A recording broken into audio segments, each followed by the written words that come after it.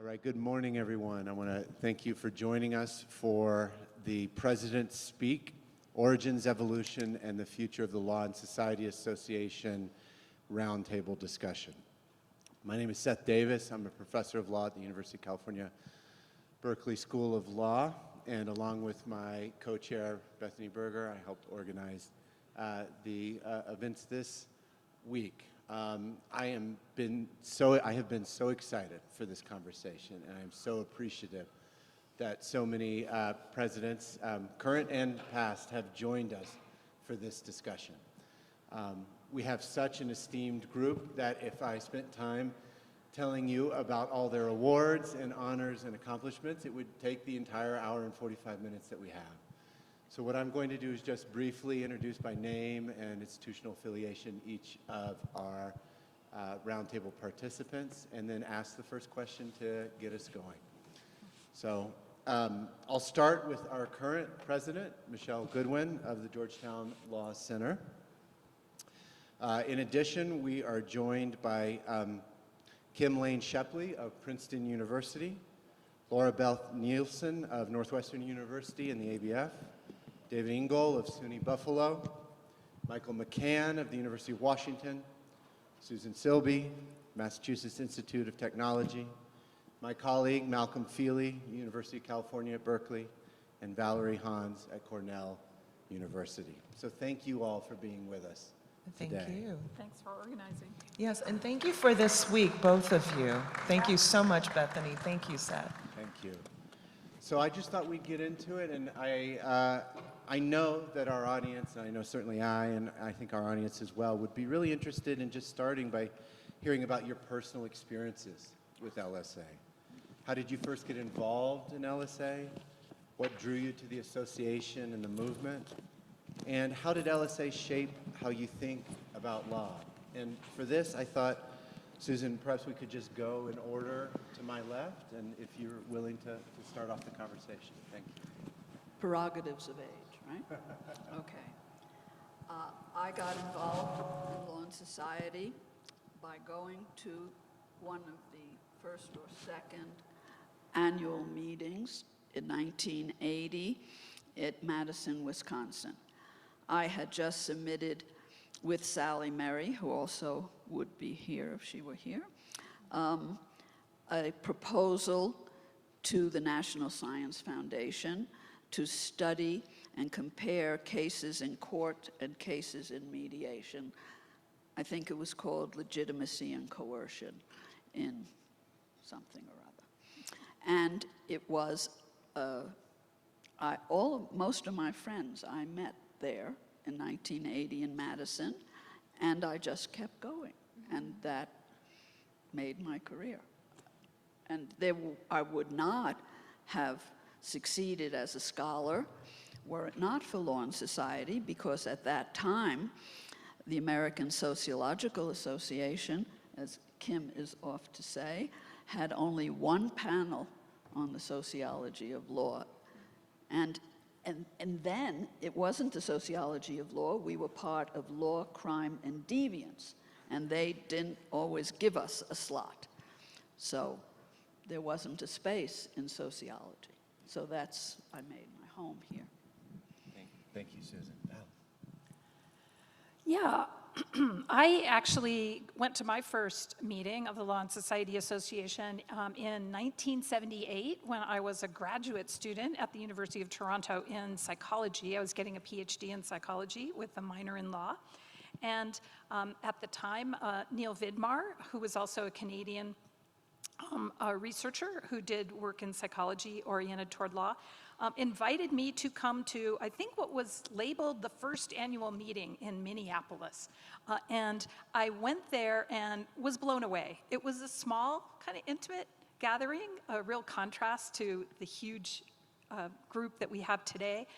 But I was so excited and learned so much from a multidisciplinary perspective to some of the questions of law that I had really found in my own work most compelling.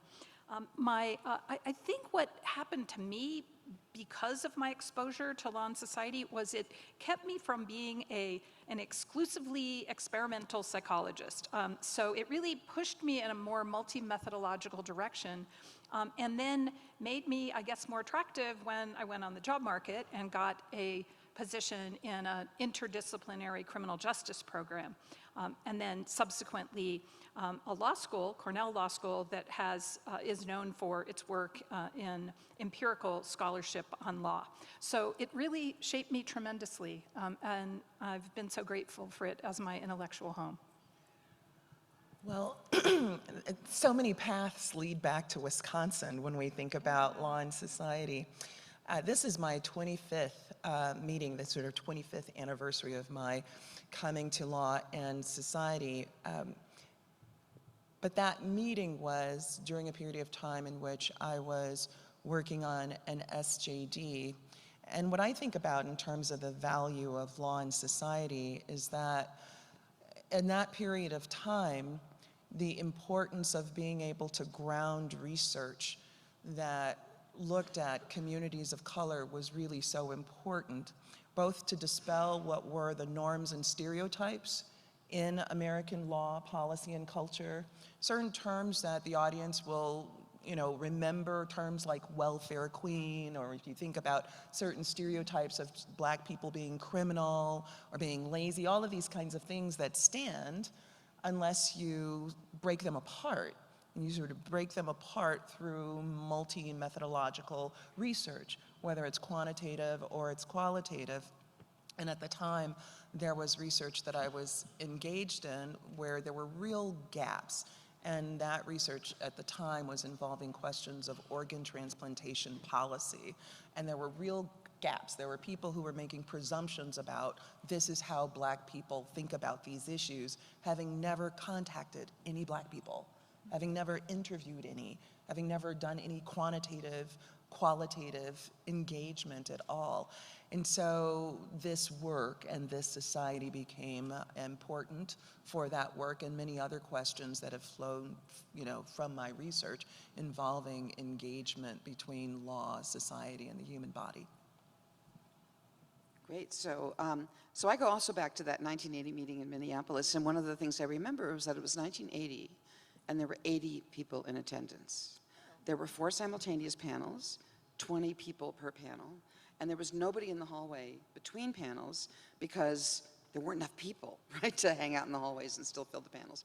But I want to say 2 things about that meeting, especially to the people who are new in the association. So at that meeting, I met Susan. Well, actually, Susan and I had met the year before, but Susan Silbey became a role model because she had done a PhD in sociology, in political science, and then got a job in sociology. And that was the first person I had met who had done that particular trick. And then I was writing a dissertation. I was a graduate student at the time. And the person who had inspired my dissertation was Rick Lempert. And there was an article called Norm Making as Social Exchange, which was in the Law and Society Review. It was the inspiration for the dissertation. And I saw this name tag go by that said, Richard Lempert. And those were the days, this is like before the internet. So I had printed out copies of all of my graduate student papers that looked vaguely law and society-ish. And I literally went up to Rick and kind of tripped him in the hallway and said, would you read my work? And I just handed it to him. And then actually, 4 years later, when I was finally on the market, it took me forever to write my dissertation, he called me up and he said, there's this job in political science at Michigan. They've been looking for 7 years. They haven't found what they were looking for. But I know the department, and I know you, and you should apply for this job. And that made me a political scientist. And following Susan, I knew this was possible. And all those things came out of the 1980 meeting. So the lesson is, look for role models of people who have been intellectual chameleons, because all of us do that. It should be called like the Chameleon Society, because we're all in multiple disciplines. And the other thing is you never know when the connections you make here will completely change your life. So that's my introduction. Oh, well, thank you very much for having us and organizing us. This is my 30th anniversary of Law and Society. I first came in 1994, and I came through, last century. And I was a jurisprudence and social policy PhD at Berkeley, go Bears. And at the time, it really helped me coalesce what the sort of canon of law and society is. I mean, we can debate if there is actually one or not, but that workshop was like, here's how you're going to teach sociology of law. Here, you know, here are a bunch of syllabi, and and so it really helped me organize the field in my head. And then the more I came, the very next year I signed up to present, and you know, one of the first 2 presidents of the association, Red Schwartz, was my commentator. And he was just delightful and said, this is great. And you know, when you're in graduate school, it feels so, and it just felt like this is the place.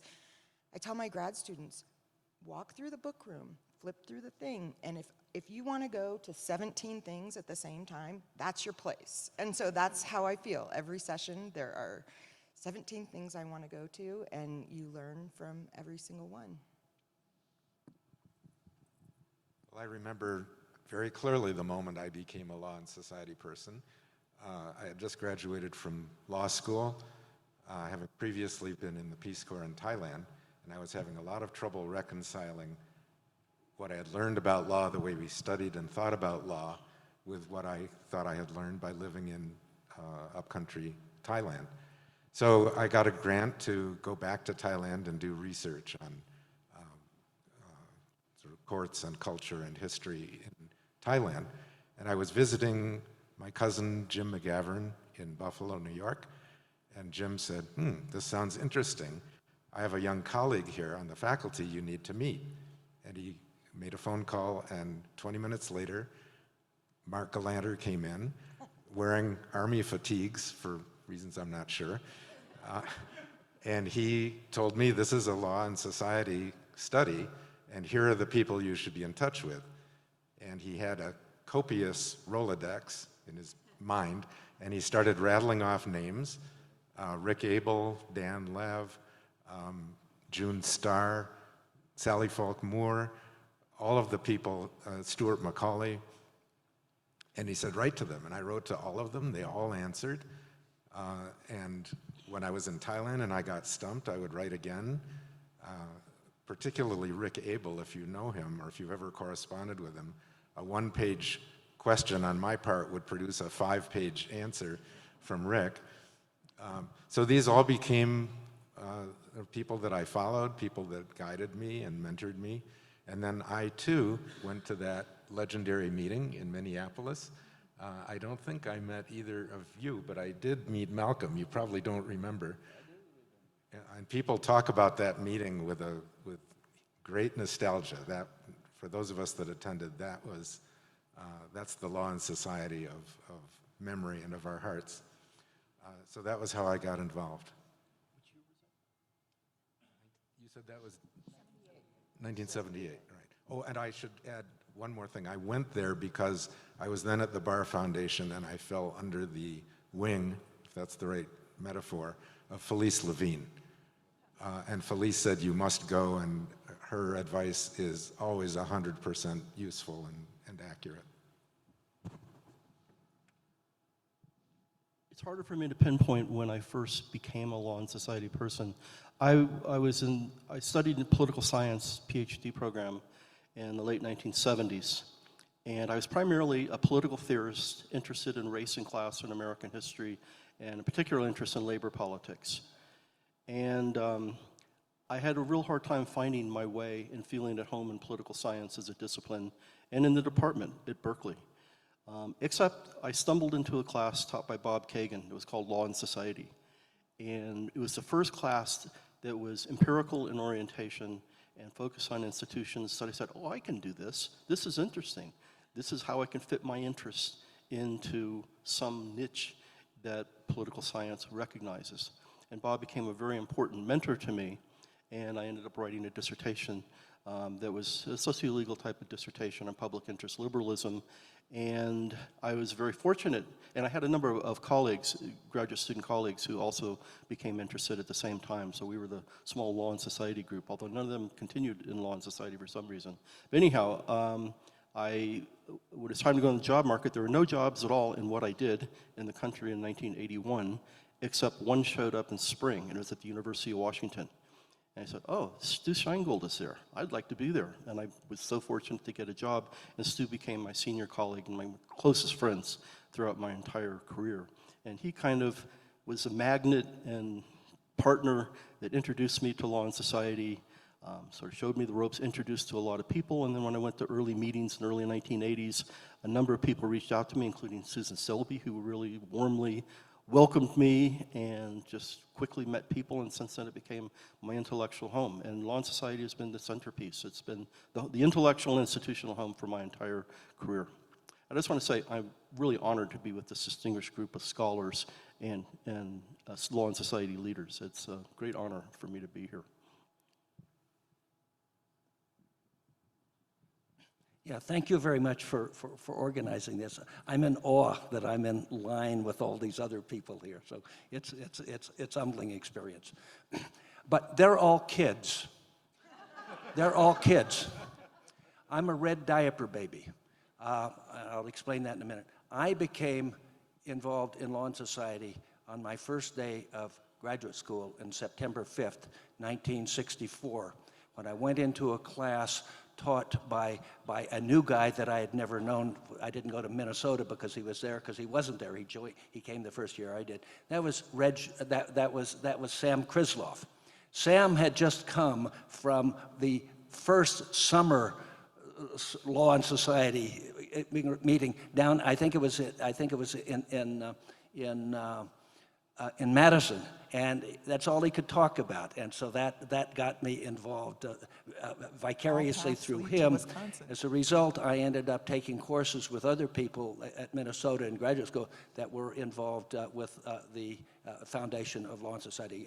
The late Arnold Rose, who had worked with Gunnar Myrdal, Jeff Murphy, who was a philosopher and had published some in Law and Society, and E.A. Hobel, Ad Hobel, the great anthropologist of law. So I benefited from that exposure, and they were some of the foundation people in the society. The next step in that was Ad Hobel directed me down to Northwestern for a summer to be a student editor on Volume 2, Number 1 of the Law and Society Review, and there I got to know still other people, Vic Rosenblum and some of the other founders, and from there it just multiplied. I ended up being a Russell Sage fellow at Yale Law School a few years later, and then went back to some of the founding. Northwestern was one of the founding centers supported by the Russell Sage Foundation, the Law and Society Centers. Wisconsin was. I later taught there, and then the Yale Law School supported Law and Society scholars through its fellowship. And then I ended up at the Center for the Study of Law and Society at Berkeley. So my entire career has benefited from association with members. I remember the first meeting, which was Red Schwartz's inaugural deanship dinner, as it were, or celebration at the State University at Buffalo, where I still remember to this day the great debate between Lon Fuller and Philip Selznick. I do also remember the Minneapolis meeting because I had gone there and I went back. But what I remember most was a dreadful talk. It wasn't a talk, he read the thing, by Frank Michelman, the plenary session, that droned on for over an hour. And I looked around, 3/4 of the people had left. The people that were still there they didn't have cell phones then, but were looking at everything. I realized there was not one person in the audience paying attention to him. And so my advice ever since then is don't have such people as distinguished as he was. I later read his article in the Harvard Law Review, but don't have such people give plenary sessions.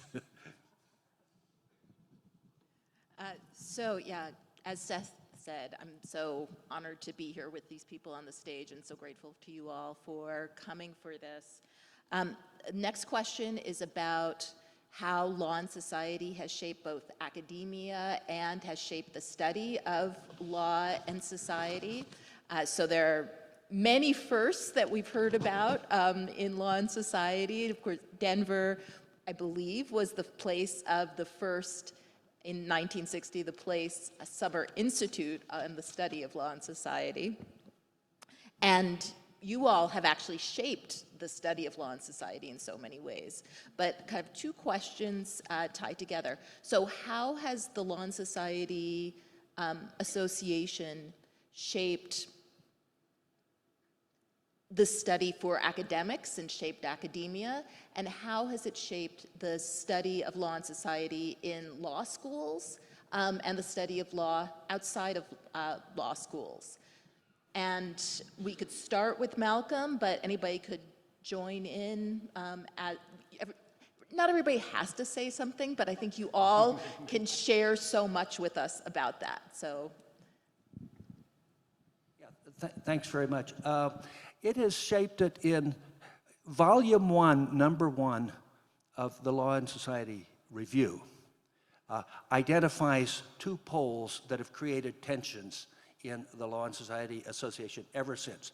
There's one piece by Karl Auerbach, the great law professor that transformed the study, that brought this legal education out of the common law era into the modern administrative state era. He and Wilhurst and others were just geniuses in doing that.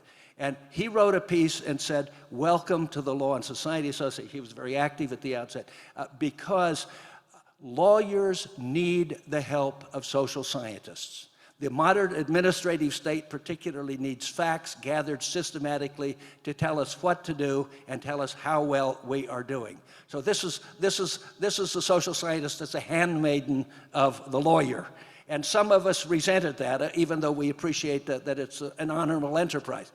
The other piece in that volume was by Jerry Skolnick that said the sociology of law, or the study of law, the academic study of law, not inside, not like a school of theology, but like a school of comparative religion, standing outside looking at the institution of law, wants to understand the theory of expanding legality. Legality is what constrains power, and so we want to understand the causes and conditions that give rise to expanded legality. And that strikes me as a tension. One is practical, can be theoretically practical, but still practical, doing things. And the second is a theory of law and society, or the theory of law in society, something like that. And that's the tension that goes on, and most of my friends have chosen one or the other, but I point out that economics is both the most theoretical of the social scientists and the most practical. So I don't see any great tension between the two, and one needs the other, in fact. So that's my view. The other thing is there are hundreds of reviews, journals that deal with law, and if you go back 50, 70 years ago, there were 2 or 3. The Law and Society Review precipitated, the Law and Economics Association started in Law and Society. The Law and Psychology started in many respects in Law and Society. And their journals were flowed from that. So it has had a tremendous impact. Another impact on law in law schools, and particularly for the last 40 years I've been witnessing it in the law schools. When I first joined a law school, a job talk was telling about the latest brief you had worked on, and often with the request that you not tell the partners at the firm that you're interviewing for a job. That's still the case. Once people with PhDs joined law faculties and they gave job talks from their dissertation, it transformed major law school. It just transformed the recruitment of law professors. I would assume in major law schools now that 30 to 60% of the people interviewed have JDs and PhDs. It just transformed radically the nature of law school. And law schools have transferred the nature of legal publications. There are now lots of peer reviews, or at least faculty-reviewed law journals that there weren't 50 years ago. Okay. I don't want to follow you. So I will comment on how or what Law and Society has given to the study of law and society, not to the law school. I think that it began, and Malcolm's work was a very important example. It began with an emphasis on what happened in legal institutions that was not legally or officially prescripted, and the study of the additional non-legal practices or decision-making, how it shaped. Malcolm's book, The Process is the Punishment, was one of the first of those. So that was the beginning. But they looked in law offices, courts, agencies for this non-legal behavior. But then, that, I think Lawrence Friedman liked to call that an addition of culture, but he meant within formal legal institutions. So the next transformation of the study of law and society was to look at practices outside of legal institutions to see where the law infiltrated homes, restaurants, life, on the streets, as Laura Beth did, okay? And what I and lots of our friends called law in everyday life, okay, and making up terms to go with that, with storied and contested histories. So I think the third change that I would identify is bringing the law texts back into law and society when they had been sort of kicked out in the beginning. And it was to bring in non-legal texts and to read them. That was the humanities movement. But then it's looking at legal texts. And what I notice in the meetings lately is a lot more law professors who do not do it looking at behavior. They're looking at the analysis of the text very much like law professors normally do, okay? But I would say we have done one other thing across these changes. We have created a language. We have a set of concepts that get used over and over again, in whether it's about litigation, naming, claiming, blaming, building the pyramid of disputing, whether it's moving, I remember in the 80s, the discussion of dispute resolution, immediately getting rid of the word resolution into handling and managing, so it didn't have the valence that there was a necessary outcome, or the unfortunate term of legal consciousness. Okay. But we created durable models. Durable models. Okay, you want? I'm just sticking up for Yes, my I friend's know, term. It's still I very take useful. unfortunate responsibility. Okay? But we've created some durable models that have traveled. And I think that is what is in use and making new knowledge. Okay. So I've unfortunately shaken things up by starting the opposite way, and I know Valerie has a contribution here, but I want to go to Michael because he has to leave at 10:45. So. Okay, thank you. Sorry that I do have to leave, but I had a prearranged flight. I'm going to talk a little bit more locally. I want to talk about the impact in the field of political science and in my own department at the University of Washington. It's interesting that we developed a critical mass of socio-legal scholars, not only in political science, but in sociology and anthropology and the humanities and so forth. And it clearly changed the kind of discourse and the imaginations of my colleagues in political science who weren't law and society scholars. It quickly became apparent to me after we developed momentum with my colleagues that when somebody came for a job talk, they were going to have to answer a question about law stuff. And I wasn't the one usually asking the question. It's just that it became part of the internal discourse that really changed or added to political science, but I think also changed, transformed the imagination. And the colleagues became familiar with some of the ideas like what Susan were talking about legality, about law is everywhere, that everyone participates in and is constituted by, to some degree, by legal concepts and legal understanding and legal knowledge.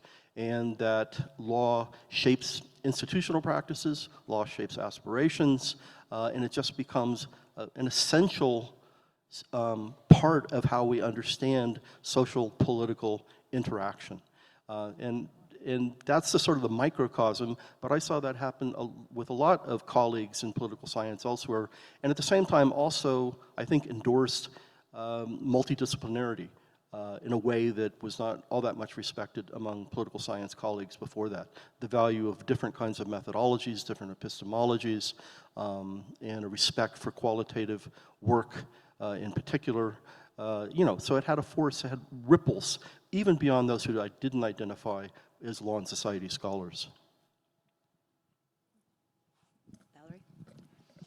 Thanks. My observations about teaching in a law school are really very much like yours, Malcolm, where if you think about traditional law school instruction as, law on the books and legal doctrine, the law and society perspective, law and action, has clearly taken over even in the first year curriculum, where the case books are often offer notes, reporting work by many people on this panel. So people get exposure even at that level, and certainly have more advanced courses that they can take that focus on social sciences as applied to law. But I want to talk about a way in which I think the Law and Society Association has really, by one of its initiatives, really fundamentally changed certainly my own work and people who work in my specific area, which is studying how lay people make legal decisions, whether they're juries, lay judges, lay assessors, or are in courts outside the formal legal system. And that was the initiation in I think 2000, for the Budapest meeting. I think you were co-organizing or organizing that meeting of CRNs, Collaborative Research Networks. I mean, I think that had, and I'd love to hear if others had this experience too, it certainly in my own field had a phenomenal impact. The idea of the Collaborative Research Network is to organize people around particular subject areas or research areas, but with a specific emphasis on people from multiple countries. And this really pushed me, and I think many of my fellow researchers, to consider the wide range of ways that people wind up contributing to legal decision-making around the world. So I think that was so enriching, and I'm so grateful for the CRNs and the other initiatives that the Law and Society Association has promulgated over the years to really push to make us more transnational, international, and welcoming to these two different groups around the world. So I would say that what we do is not in a vacuum. And in so many ways, I think the burden of academia is one where it can be ivory tower, divorced from reality, where it is a navel-gazing of people citing their friends and their colleagues without much attention to how the world really operates.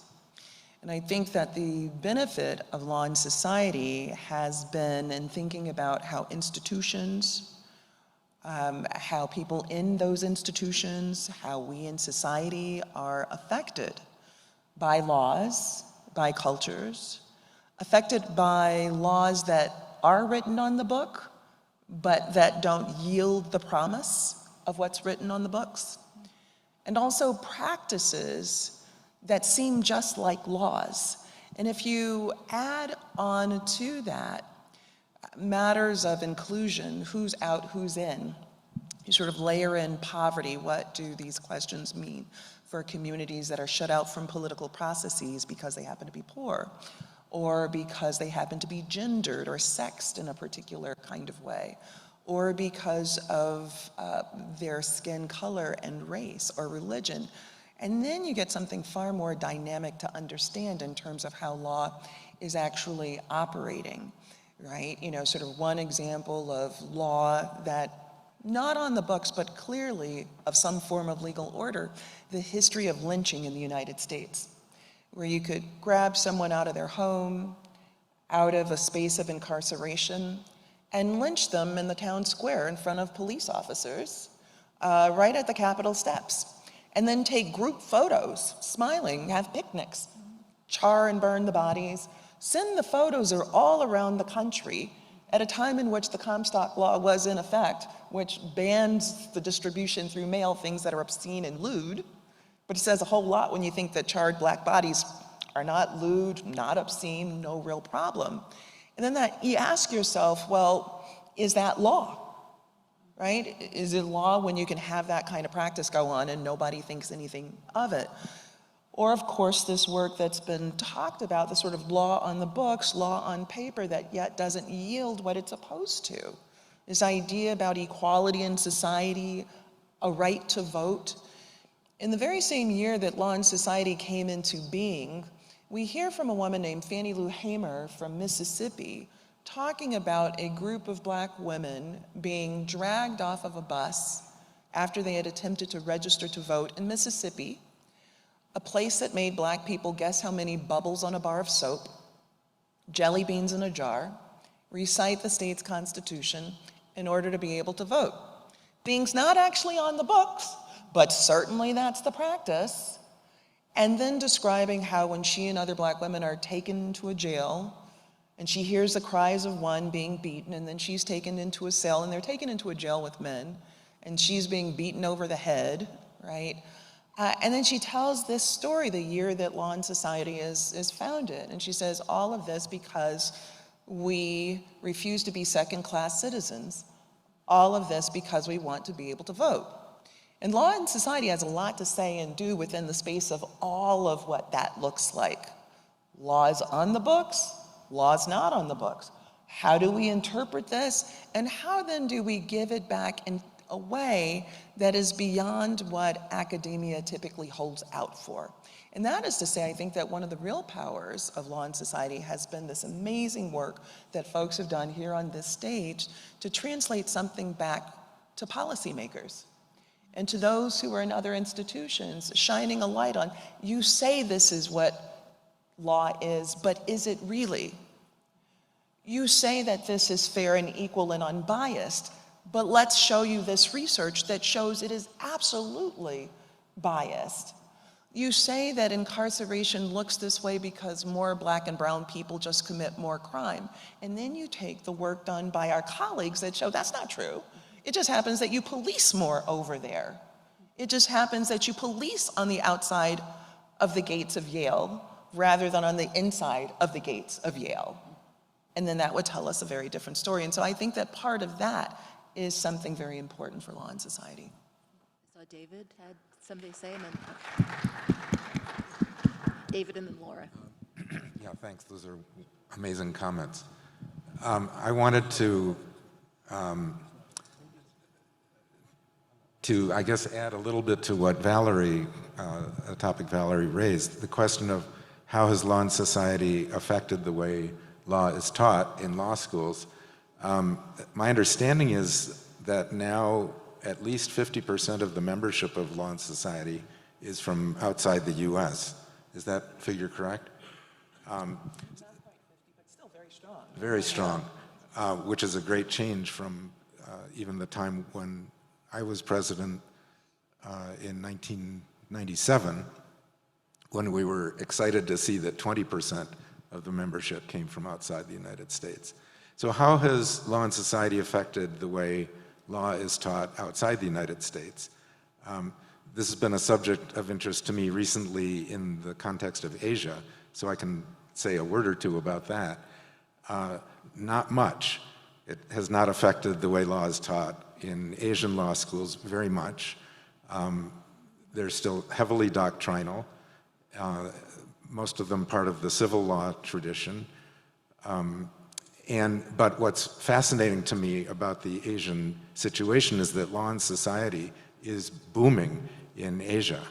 There's a yearning for the things that Law and Society can show, as Michele was suggesting, especially among younger scholars, younger Asian scholars. So there are organizations, conferences, journals of Law and Society that are emerging in Asia in recent years.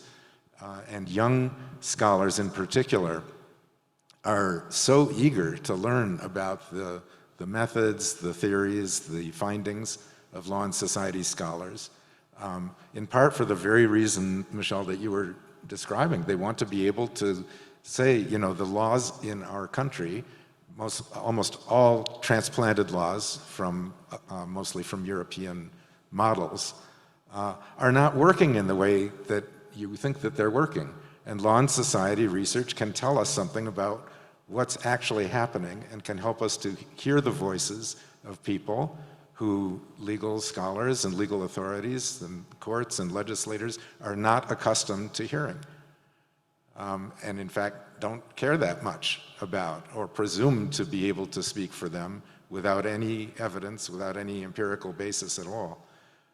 So to me, this has been quite thrilling to see the excitement that our field has generated in other countries. And I would add that it's not a matter of North American academic disciplines radiating out to other countries, because another interesting discovery is that you could say the arrows point in the other direction.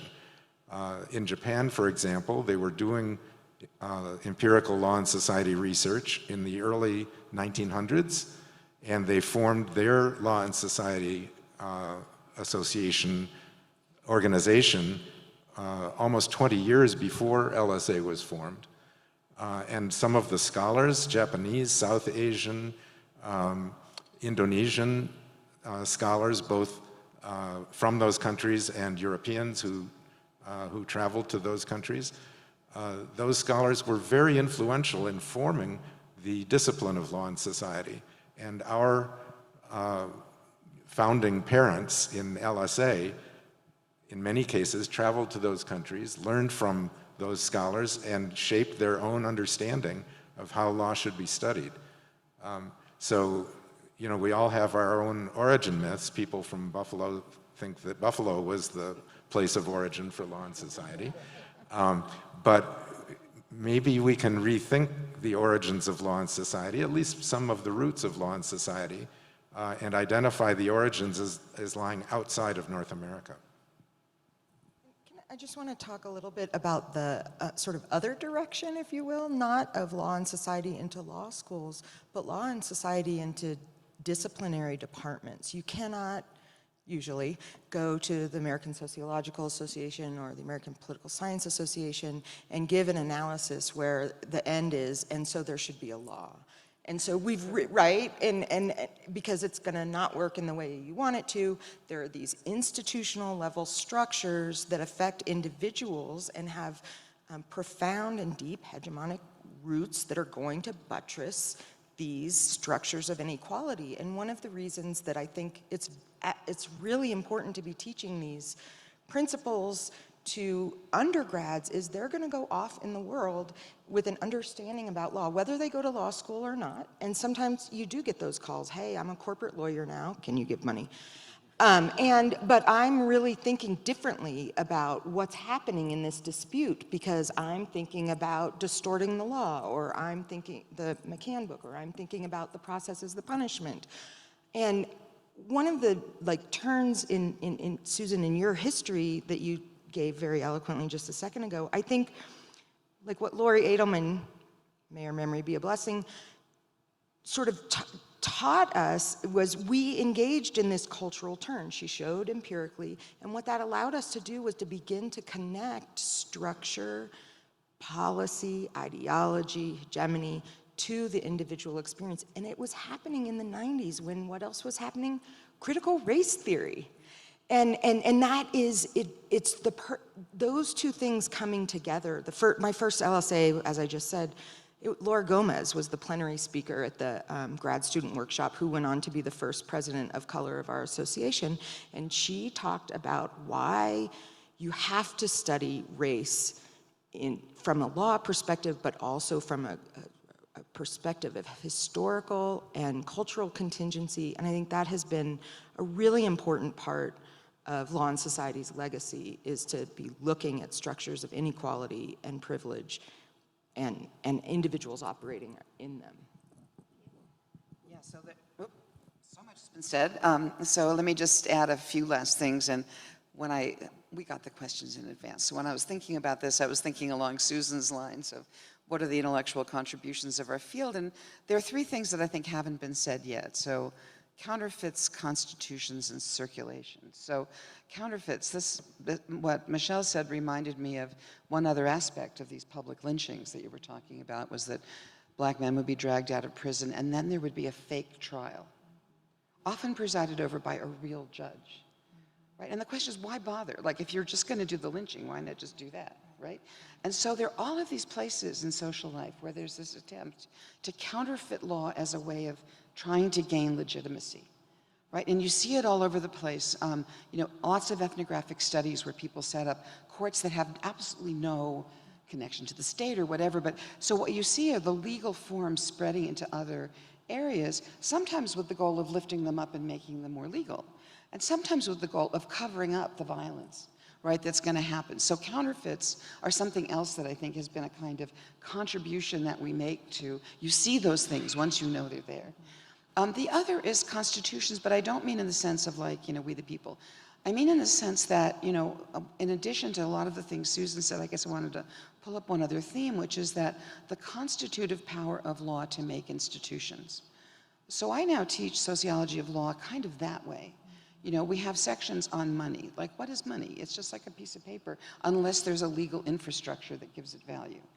Or marriage. Why do people fight so hard for marriage equality? Because it's a legal status that is more than just the relationship, right? It transforms the relationship. Or citizenship. Or you can go through many of the things that we all study. And what we're studying is a legal form that gets filled in with content. So, but you can't do it without the legal form. I think this was kind of a late addition to Law and Society, right? Where it was, how does law work? And like, whatever the doctrine is, like, that's somebody else's job. I think now we're kind of seeing doctrine as a structuring force that doesn't control everything, right? But you can't think without it. So the constituting force of law is something. And then the last thing, which I think we're just kind of getting hold of now, is what I think of as the circulating force of law. And this is where a lot of the international work, I think, is going in. You know, I must say that I was an Americanist. I mean, like, really an Americanist. As in, I didn't get a passport until I defended my dissertation, okay? Those of you who know me as doing only international work should know that I wasn't like that. And the thing that actually transformed me was when Law and Society had its first international meeting. I got stuck on the program committee, and I'm thinking, why the hell do we have to go to Amsterdam? Like, it's so far. But then that meeting was like, oh my God, like, there's a world. And so, and never looked back. So, you know, that was a thing. But so what I mean about the circulation of legal ideas is that we're now seeing, you know, because of transportation, because of new media and so on, that legal ideas invented in one place are moving to another place. And I study the dark side of that force. You know, what happens when Viktor Orban, you know, figures out how to control the state in 10 minutes, and then it shows up in the Heritage Foundation Project 2025 report, right? Get rid of the civil service law, lop off the top 50,000 employees in the civil service, fill them with your own folks, and you don't even have to wait for Senate confirmation. Read Project 2025. Yeah. That's exactly what Viktor Orban did. And when I saw that, I thought, huh, looks familiar. Talked to journalists. One of them actually did the work. Viktor Orban's people wrote part of that document. So what you're seeing is, like, there's this movement of terrible ideas, right? There used to be a kind of a movement of good ideas, like, oh, the constitution making, blah, blah, blah. But now I think the real action is in the circulation of really devious, awful ideas, which brings me back around to counterfeit. They're using law to legitimate projects that undermine the principles of legality. And I think it's really this Law and Society perspective that allows us to see all of that at the end. Quickly tag to that, which is just that in thinking about the navel-gazing U.S. versus looking abroad, the playbook that starts in the U.S. that spreads abroad. You can think about that in the context of the liberalization of reproductive rights through Roe v. Wade. But within the same context, the Helms Amendment that shuts down reproductive health rights and justice for Black and brown women all across the world whose countries might use USAID. So that kind of counterfeiting, exactly. And now the forum on the family, right? Yeah. Which, you know, had its annual meeting in Hungary. So yeah. Exactly. It's going both ways. Yeah, clink the microphone. Malcolm, did you want to react as well? Yeah, okay. To follow up and maybe synthesize a couple of the points, but I'll do this by illustrating. I think that the single most important Law and Society program in the United States is the Amherst Law and Social Thought program. Why do I think that? Not because I think they have it right, I think they have it wrong in a lot of ways, but what they argue is, and the presumption is that law is a ubiquitous form of social ordering. Everywhere and always there has been law. Maybe there's stateless societies here, they argue, the anthropologists, but law is like the family, it's like the economy, it's like government, it's a ubiquitous form of social organization. And the difference between the family and the economy and others, it's largely invisible to us, as has been pointed out. So it's important to think of this as an institution as a whole. Legality is not always good. We've heard many instances where it's bad, but neither is the economy, and neither are these other. So it's important to think of law as one of these core ubiquitous institutions that has been present everywhere throughout human history, and as a result, it ought to be, and this is why I like the Amherst program so much, it ought to be a central feature in any arts and sciences curriculum in universities and in scholarship. We had to think of it as the equivalent of the market or the family, which have big institutional supports and investigations. Well, Malcolm, my wife is an Amherst grad, so I'm sure she'd be really happy to hear your words today. So I was so struck as each of you spoke about the strength, the depth, and the breadth of the legacy of Law and Society in the LSA. And I will just say, as someone who's been coming to Law and Society meetings for a decade or so, one of the things that really resonated for me in my own development is the point about breadth and circulation globally that Valerie, David, and Kim emphasized. I will say my own scholarship has been so shaped by the CRNs, by the global reach of the association, and I know each of you has done so much to create that positive, not pernicious, but positive circulation and breadth. And so I want to thank you for that.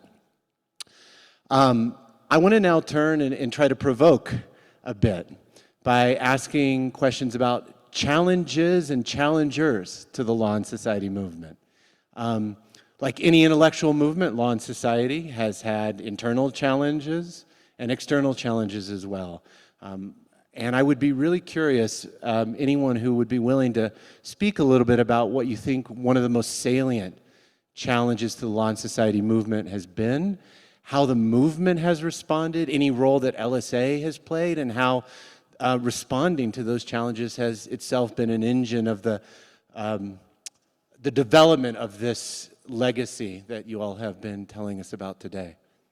Yeah.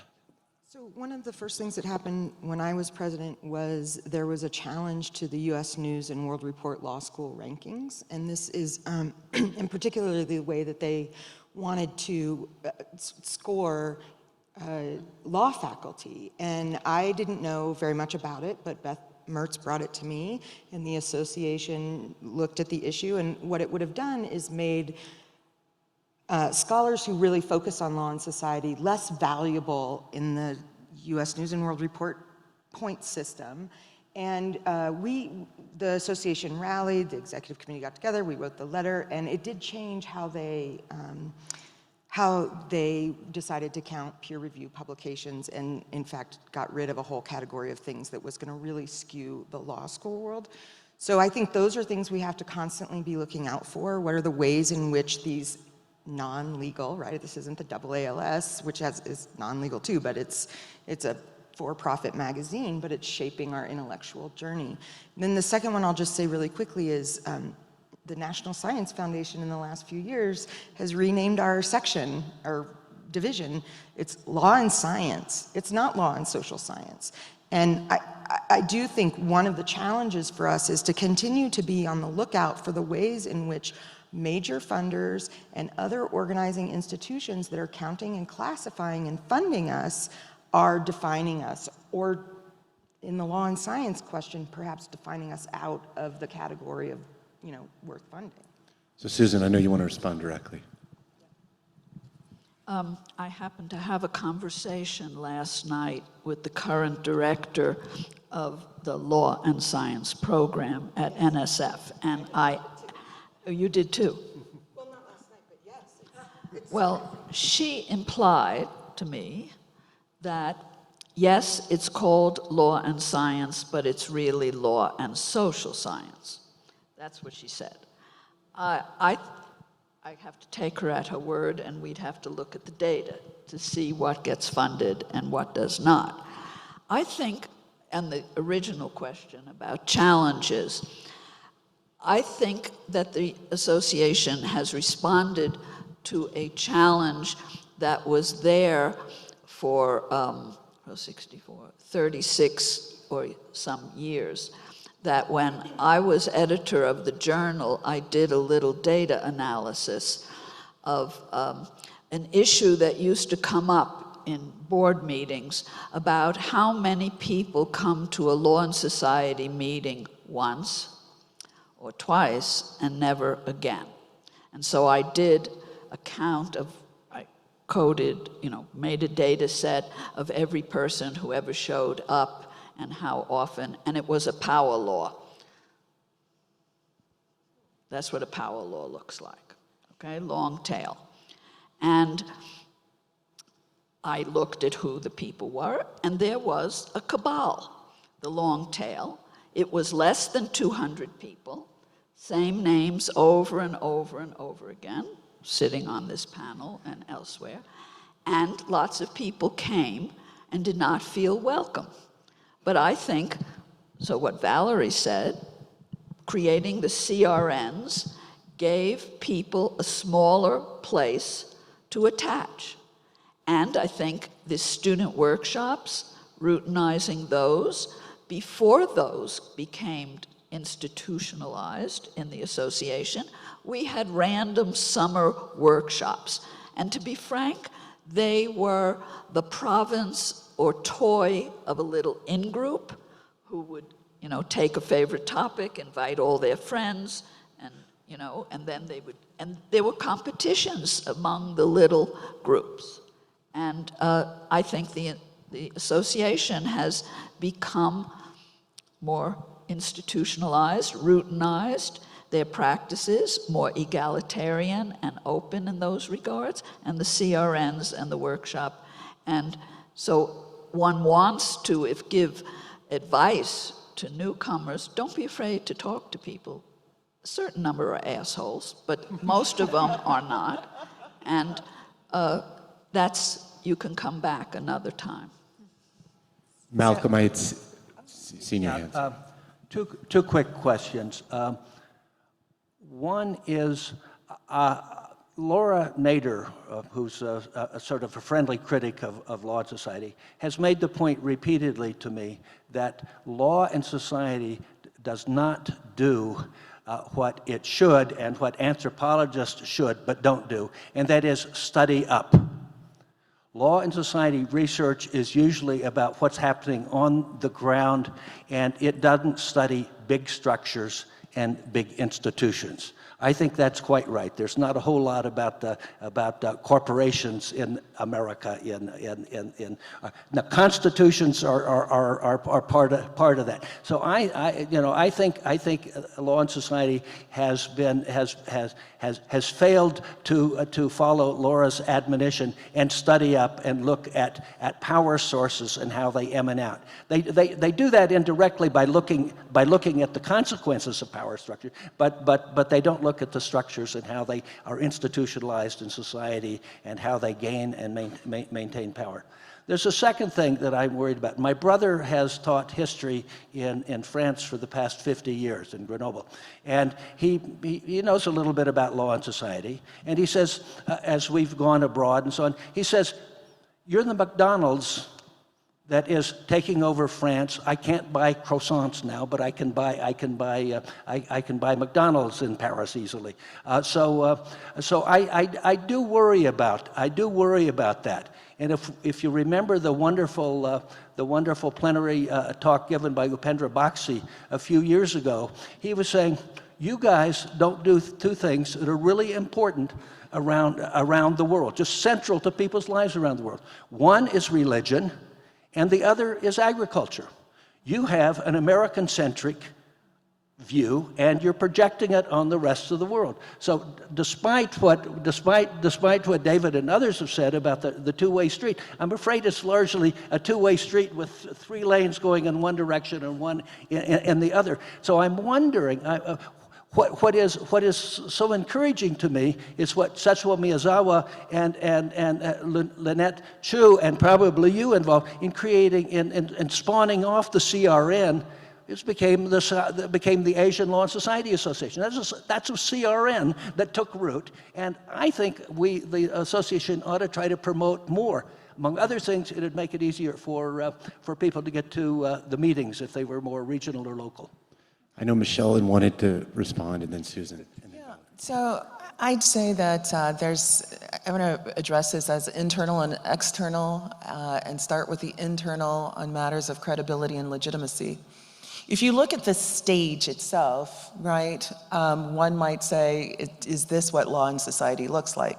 It's actually not what it looks like when you come to a Law and Society meeting, but it does say something about the arc of the academy, who gets in and who doesn't, right? Because you first have to get in, before you come to a Law and Society meeting. I mean, we welcome anybody, but the people who come are academics, mostly.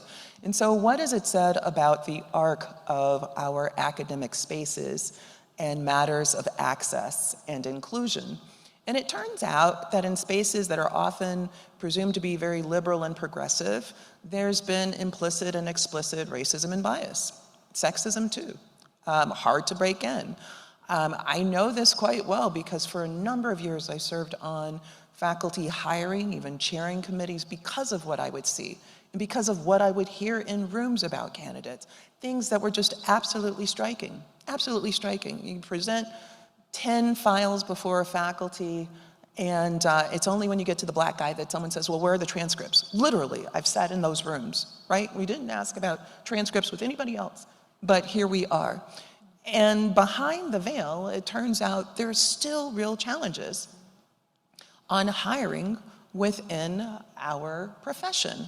We don't talk about it, and sometimes it's the people that we most think, I mean, I could give you way too many examples. We don't have time for this panel of the things that I've heard and the kind of work that I've had to do serving on committees, chairing, to try to weed that out so that candidates could get a fair shot. Right? So then that says something about how to grow within this space. And then there's a question about legitimacy. CRT was mentioned by you. I mean, we all remember about 25 years ago in the New York Times and other places where they published articles excoriating scholars that were writing on matters of race, saying, why are you doing this? Why are you being disruptive? You should be happy that you're teaching at name blank law school, right? Why are you making white people feel bad? And don't we hear this again now with books being banned? So those kinds of challenges within the academy and even within Law and Society, but then creating CRNs and spaces where then that could percolate up. I'd say also something that has been a benefit for us that's been named, our international engagement, engaging with us engaging externally as well, also raises issues because we are a very broad society. This meeting, 1,900 people. In Portugal, over 4,000 that are raised. Everybody has an issue and a concern, right? How do we raise everybody's issue and concern? You know, we prepare meetings several years in advance. You pick your chairs and whatnot. Why isn't this issue being discussed or that? Well, because we were planning this meeting in advance and other things. And that's real, but it's dynamic and it's great. But I would say one other thing, which is the external part on credibility and legitimacy. And that credibility and legitimacy happens to be in the sources that we seek to engage with. And I'll give an example. Very recently, I was in front of Congress. I give congressional testimony, and it was a hearing that was about COVID. So our work, we engage quantitatively, qualitatively, we're in and of the spaces, in and of spaces where facts don't matter anymore, right? Where it used to be what we produce, we're like, okay, we could see how you produced it and whatnot, but sitting on a panel where lawmakers that are saying, you know, COVID lasted 2 weeks, And that's it. It was done. The rest was a hoax. The rest was tyranny of the state. And that's a matter of credibility and legitimacy externally. Valerie? Yeah, I think, and this happened, I think, earlier, actually maybe around the time of your presidency, there was a challenge to the field of law and society, and also, I think, to the association by critical legal studies, which many empirical researchers saw as a wholesale rejection of everything they had done to the past and everything they were going to be doing in the future. And that's why I'd love to hear how you kind of navigated that. I think we're beyond, I don't know if we're beyond it, but at least at a moment in which there's discussion and interaction and some, I think, good interactivity between people who are critical of empirical work and those who actually are doing the empirical work, maybe now informed. I'm reminded of a group of scholars who do empirical work on critical race, for example. So I think that was a challenge. I think it may have shaped and changed some of who are of the people who are in the Law and Society Association, some of whom said, nope, this isn't for me, and fled to other organizations. I think economists, probably most obviously, but other empirically based social scientists. So the question has changed a little bit to answer Valerie. I was annoyed, which is always very productive, that by my friends in critical legal studies saying that science and social science were part of the oppressive superstructure. Well, I take that as an example of a consistent kind of error that happens, the same as Laura saying that we don't study up. We do study up. Not easy to get into corporations, but some people do. And studying judges is not studying down. Studying law firms is not studying down. It's a matter of taking an outlier and saying it's the whole. And it's the same activity that happened in critical legal studies. Because science becomes a tool of those who are powerful doesn't mean that science is the problem. It's the use of science. It is, so I wrote a few papers about that, and because, I'll give you an example if I might speak personally. When we finished The Commonplace of Law, Bryant Garth said to me, "Oh, Susan, you do such good work, but you study the wrong people. You should study elites, not ordinary people." So he got me going. But then Lauren and Carol Heimer and others say, "Well, Susan, this is all well and good, but you studied individuals. You ought to study organizations. That's where things happen." And I thought the sociologists were right, and so I study scientists. And I study scientists to see, do they behave the way ordinary people do about the law? These cognitive elites with great deal of protection, great deal of legitimacy, they're just like everybody else. Yeah, thanks. So just looking over the broad arc of how law and society has developed, I guess what I'm struck by is something that Valerie mentioned, but we've extruded a lot of people. I mean, I was membership chair when the economists left, even though my work was a critique of theirs. I mean, anyway, but so the economists left, and then the folks who are claiming the word empirical, which I must say is one of my real pet peeves. A lot of us do empirical work that isn't numbers. But the people for whom empirical is numbers left, formed another association. We also lost a lot of the humanists as the Law, Culture, and Humanities group formed. And so I'm grateful that the group has grown. I'm grateful for what it is and the diversity of different kinds of forms of study and the increasing internationalization. I hope the increasing diversity along many dimensions that the association has tried and often not completely achieved. But we have lost a lot of constituencies. And in some ways that makes us more coherent, the group that's left. But here's what I worry about. Law and Society is now overwhelmingly qualitative and critical. It's one of the reasons why we love it. It's one of the things that makes us a target. And so what I'm worried about now as we're seeing this kind of right-wing assault on universities and on facticity and on, all the kind of things that we've advocated as method have not been picked up by our quote-unquote empirical colleagues. Who's working on social construction? It's the right, the far right. The contingency of facticity is something that is part of our, bloodstream. And we have not succeeded in convincing our academic colleagues that that's what's happening in their side of science. What we've done is that the right has picked this up and just denied facts altogether. So it seems to me, that one of the things we really need to think hard about is what does our scholarship look like when qualitative and critical becomes weaponized against us? And what do we do when the conversation we thought was just among ourselves turns out now to be eavesdropped on by people who want to weaponize these ideas against us, and they have an entirely hostile view of the kinds of things that we value. So I think that's our next challenge, and I hope we can think about that in future meetings. And I want to say this too, given the time that we're in, and this video will be time-stamped.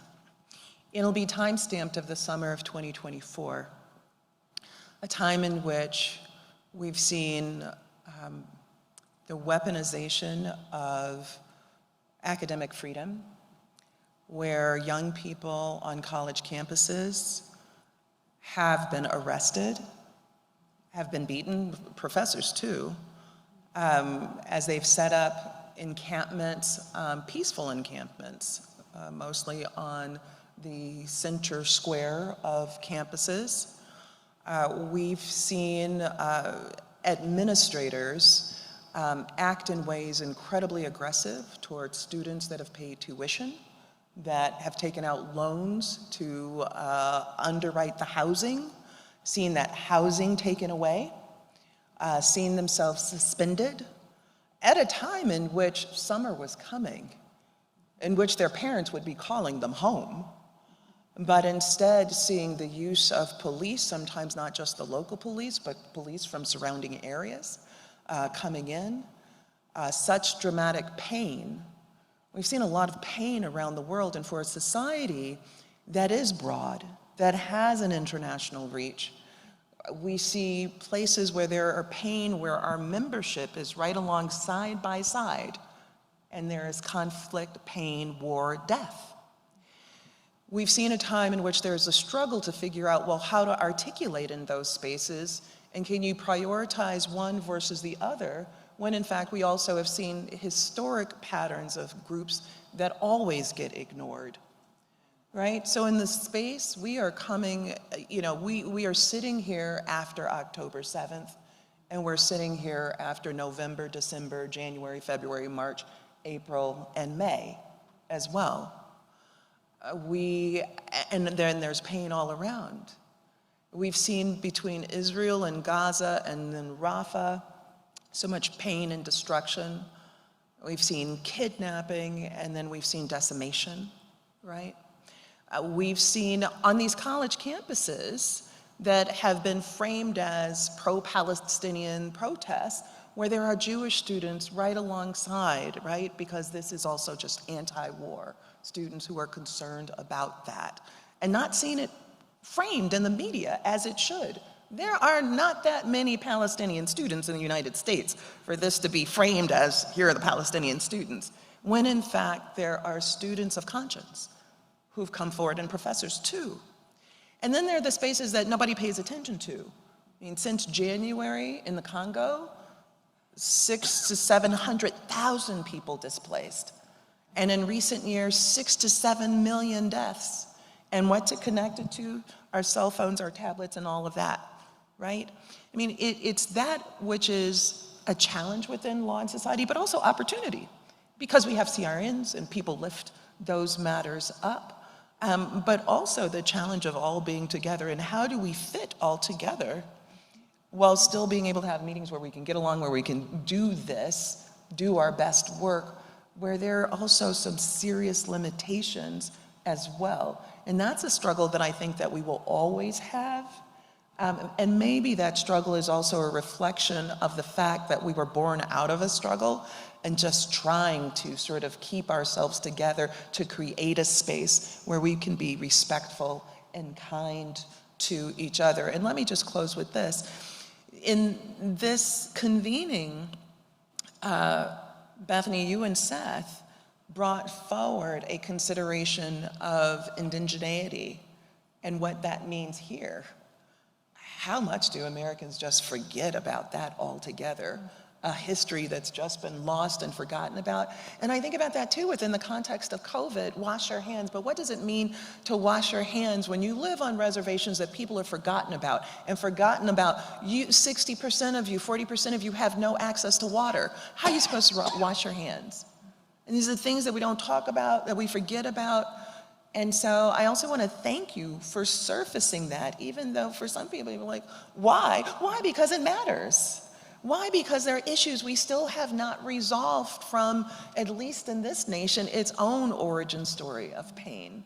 So it's the friction of our challenge and our opportunity, I think, is in part, what law and society is. So for our concluding question, I want us to think, and Michelle's statement is an excellent intro into that, the future of law and society and the opportunities that it offers for this truly scary moment for both law and society. And just to start us on a more positive tone, I remember my first meeting, I was so struck by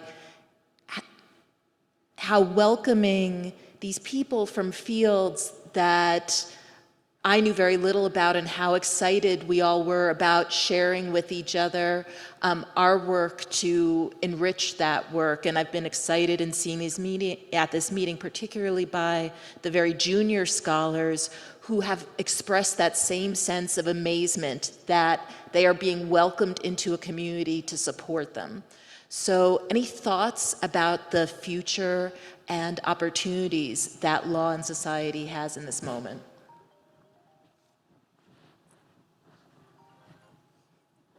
Well, I'll start off in terms of thinking about the opportunity. The opportunity is in part building pipelines.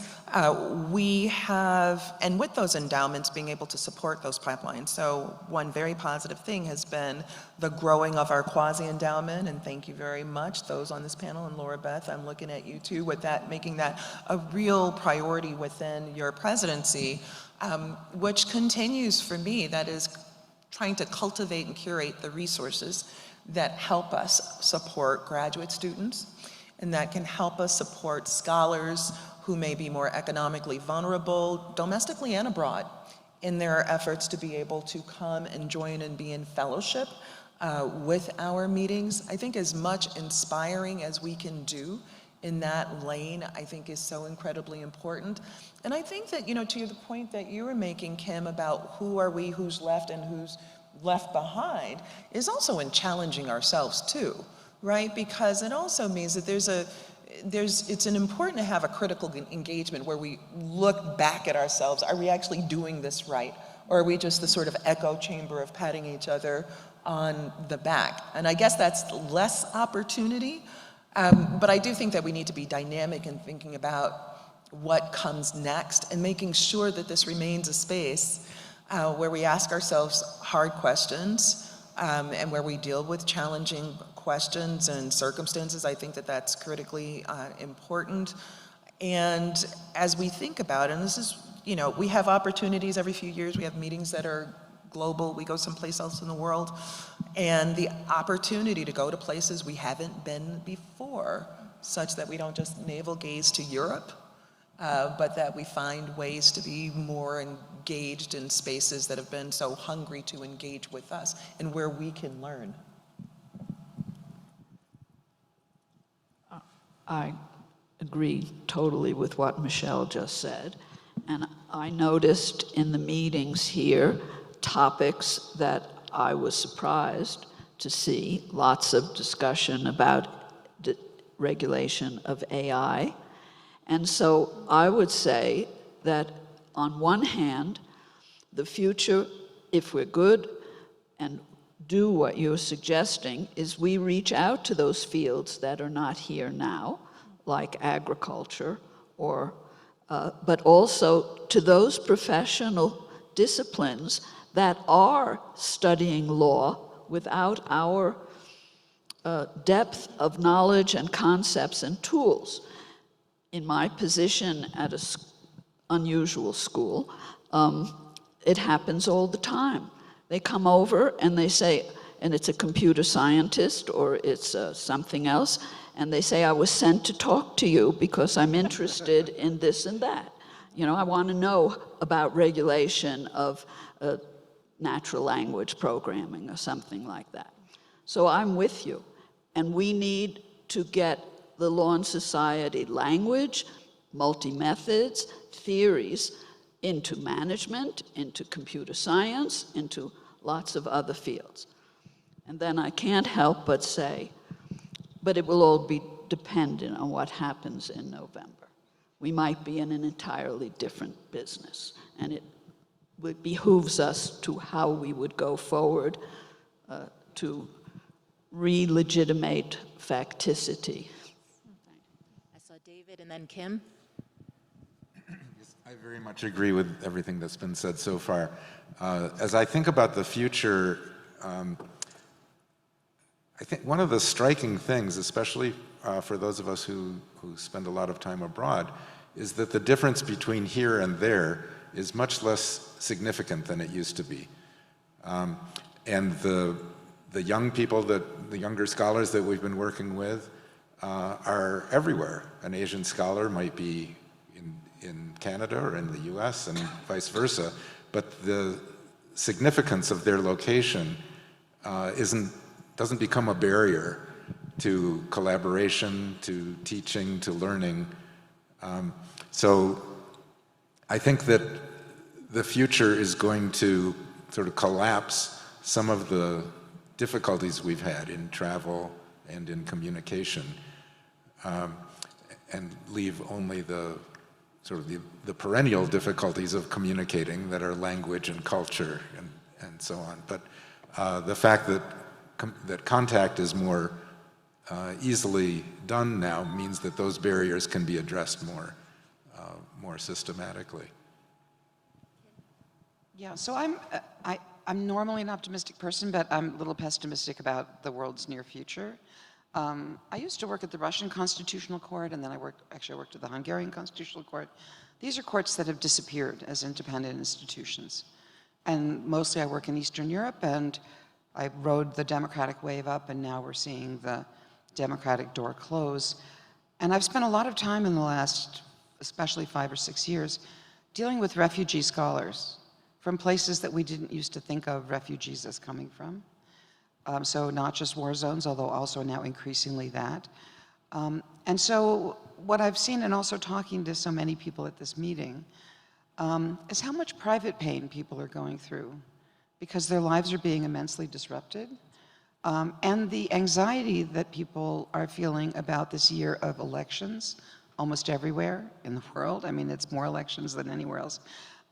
We've had some optimistic elections, like India turned out better than we thought. Some worse, like the Netherlands, and anyway, so we can go on about that. But the point is that at this point, we also need to be a support structure for each other, in personal ways, in professional ways.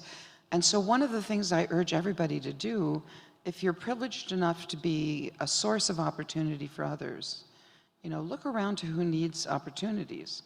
And increasingly, we're finding people who are refugees, including from like Texas and Florida in the United States, especially people doing qualitative critical, CRT, whatever, but also from abroad, So this is a network of people who should be caring about each other at this particular moment. And I really hope that for everybody who is not yet attacked and is still in a position of privilege to welcome people into their institutions, please try to do that. And for those of you who need to be on the run for various reasons, I hope this is a network that will help you. I saw Malcolm and then Valerie. Yeah, I think there's one problem with growth, and that is cost. So I would hope that the Law and Society Association could help give birth to more national and regional law and society associations, and then use the periodic global meeting as an umbrella organization that brings in those various regional and social. So again, I'll emphasize the importance of the Asian Law and Society Association that grew out of the kernel of the CRN here, and I would love to see that mobilized. Cost is a big factor, just a big factor, and that probably goes a long way to explaining the one-shot appearances at the meetings. In my first years as a attendee at Law and Society Association meetings, the meetings were small. They were nearly all white people, and they were nearly all people from the United States. And I think it was the prescience of early leaders in the Law and Society Association that they paid attention to pipeline, that the graduate student workshop was so central in really creating a place for people who would not only be disciplinary scholars, but really able to take on and incorporate into their own work the multiple ways that people in our association look at law. So I think that has been so important and so critical, and has to be really continued, as you suggest. So I think this is all really good, and I just want to fill folks in on some things that have been happening, because we haven't had a communications person for a little while. We've rotated out of being at UMass Amherst. We're now our own employing organization. And as a result, we've done a lot of financial organizing and organizing of volunteers. When I came in as president, Penny Andrews had instituted the Coordinator of Global Affairs. This is a board-level position. The International Affairs Committee has a great pipeline, and it rotates.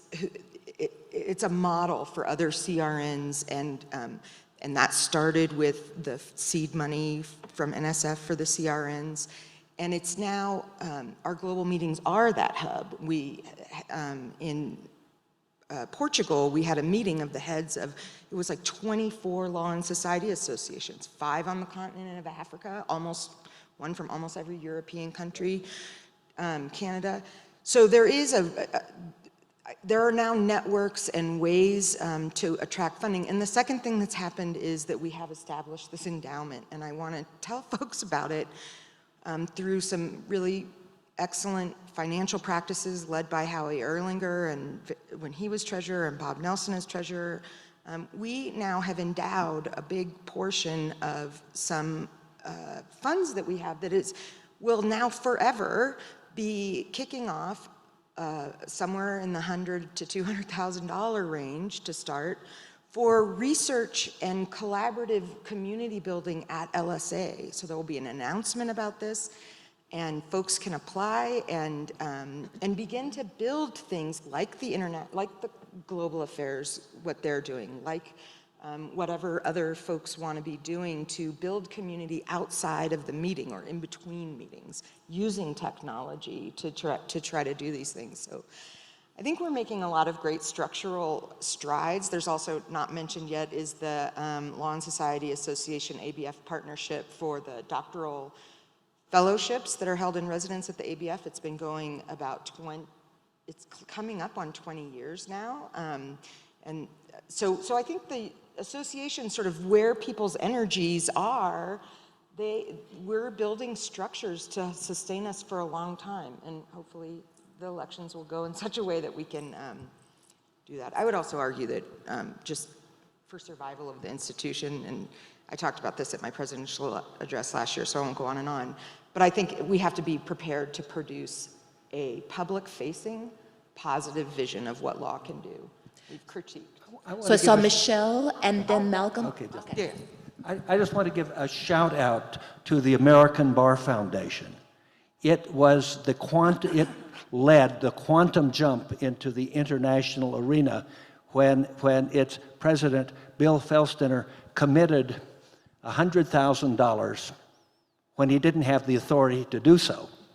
he was a little worried about that, to support law in action. You don't always want people to follow the law, right? And he committed $100,000 to working along with Rick Abel that created the meeting in Amsterdam, the first international meeting, and it was a risky business. Bill was very worried, and particularly because Erhard Blankenberg was spending the money as if it was a bottomless pit.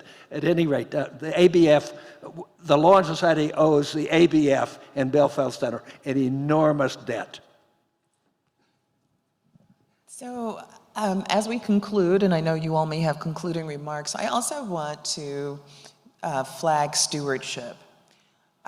We are, depending upon how you think about it, large or small when you think about our staff. And the stewardship has been exemplary. Through these various presidents that sit up here, we've worked across different staff in different years, but our staff usually stay. And I really want to just commend our staff, our excellent staff. And could you all give them a round of applause, please? Because these meetings don't happen without them. And that's also good financial stewardship that ends up being critically important so that we can keep the doors open and do what we do.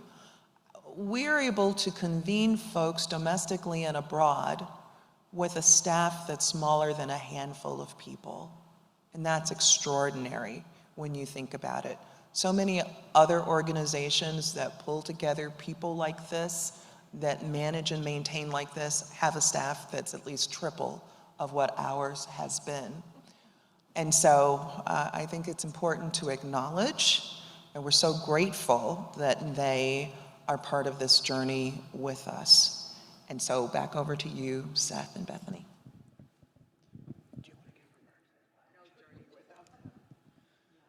So I want to say a few words by way of concluding. And I think the first word, and perhaps the most important words that can come out of my mouth now, are just thank you. Right? As someone, again, who has been coming to Law and Society for about a decade, thank you. Thank you for the association you've built. We heard a lot about the importance of supporting one another, right? Kim, for example, highlighted that, especially in this time of challenges to facticity, this time of challenges to legality, right? This time of challenges to the rule of law, this time of pernicious circulation of ideas across the globe. And as someone who's felt very supported by Law and Society over the last decade or so, thank each of you for building this association, for growing it, and for your legacies, which those of us who will continue to participate in the coming decades have a great responsibility to do our best to try to carry forward. So the first thing I want to say is thank you. The second thing I want to say is to highlight many of the powerful points that were made about the crises and the challenges that we face here in this time, June 2024, in this space, right? In the American West, when we think about, and Michele, this picks up on one of your points, the ongoing crises around megadrop, around water rights, among those around native reserved water rights, and what the battles over law and legal change mean for the lives of people in these spaces, whether it's in Colorado, the American West. I think Law and Society has so much to bring to how we think about those challenges, including, it seems to me, one of the lessons I leave this panel with is an insistence on facticity and an insistence on challenging and continuing, as always, in that classic Law and Society theme, to highlight that gap between the law and the books. And what is said in the opinions in the case books, and maybe what is gestured at in some of the carefully crafted notes that might even be more carefully crafted, right? But then what is obviously central to each of your bodies of scholarship. And I would say the final thing to bring us to a close, especially as we end all of our time together as an association at our annual meeting this year, in addition to emphasizing the insistence on fact-testing what's really happening, I would say emphasizing the importance of collaboration is another lesson that came out of these remarks. I mean, how many times did you all talk about the CRNs, right? And how important that has been to the global reach of the Law and Society Association, to the lives and the work of so many of us in this room, to how we think about what it is we are doing as scholars, what our scholarly identity is, what the opportunities are for scholarship and for dialogue and for working together. And it strikes me that my second and third points are actually quite closely connected in ways that many of you have already gestured at.